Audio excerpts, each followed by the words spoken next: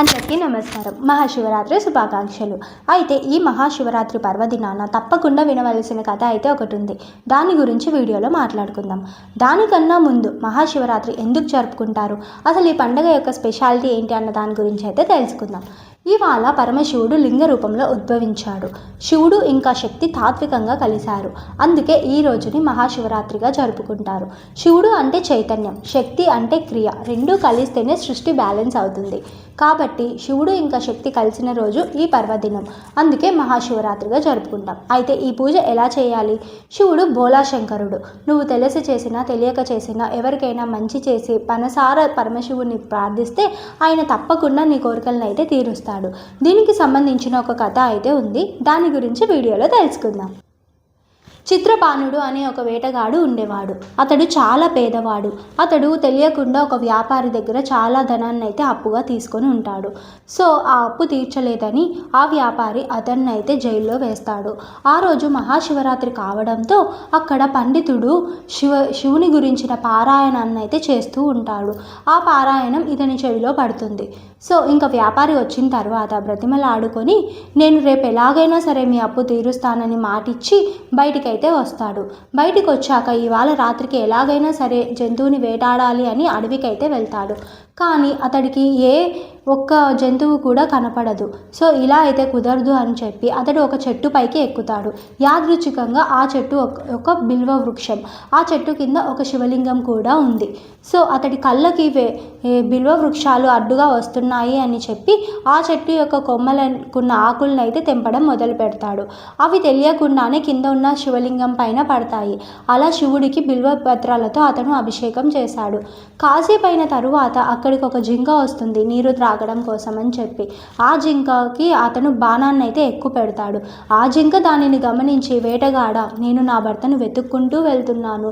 ఇప్పుడు నువ్వు నన్ను చంపితే నా భర్తకు నా జాడ తెలియక చాలా బాధపడతాడు. నేను నా భర్తను కలిసి తప్పక మళ్ళీ నీ దగ్గరకు వస్తాను అని చెప్తుంది.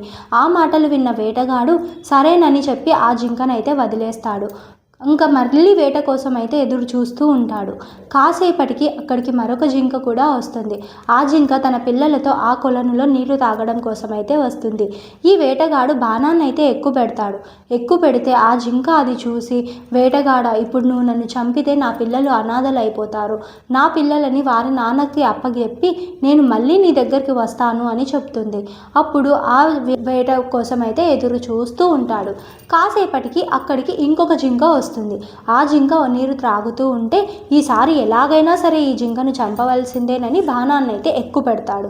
ఎక్కువ పెట్టిన మరుక్షణం ఆ జింక, వేటగాడ, నేను కడుపుతో ఉన్నాను, నన్ను చంపితే నా కడుపులో బిడ్డ కూడా చనిపోతుంది, ఆ దోషం నీకే తగులుతుంది, కాబట్టి నన్ను వదిలేయని ప్రార్థిస్తుంది. సో వేటగాడు కరిగిపోయి ఆ జింకను కూడా వదిలేస్తాడు. కాసేపు అయిన తరువాత ఇవాళ ఎటువంటి వేట జరగలేదని అతను బాధపడుతూ ఉంటాడు. తెల్ల కూడా వార వస్తుంది అని బాధపడుతూ ఉన్న సమయంలో ఇంకొక జింక అయితే అక్కడికి వస్తుంది. అప్పుడు ఆ జింకకు బాణాన్ని అయితే ఎక్కువ పెడితే ఆ జింక ఒకటే మాట చెప్తుంది, వేటగాడ, నువ్వు వదిలేసిన ముగ్గురు యొక్క భర్తను నేనే, ఆ ముగ్గురు నా భార్యలే, నా కుటుంబాన్ని నాకు అప్పజెప్పినందుకు చాలా థ్యాంక్స్.